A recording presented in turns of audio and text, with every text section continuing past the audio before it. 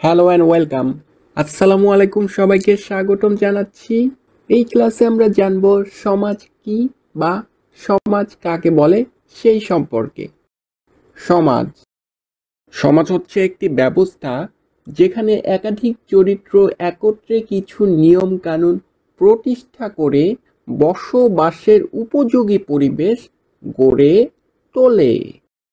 একাধিক ব্যক্তি নিজেদের ভিন্ন ভিন্ন উদ্দেশ্য সাধনের জন্য যখন সংঘবদ্ধ হয়ে বসবাস করে তখন তাকে সমাজ বলে। মানে একত্রে বসবাস করতে হবে, দূরে দূরে নয়। পরিবার হলো সমাজের ক্ষুদ্র একক।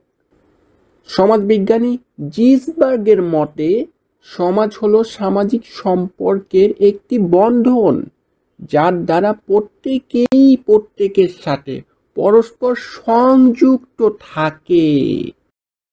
Thank you everyone.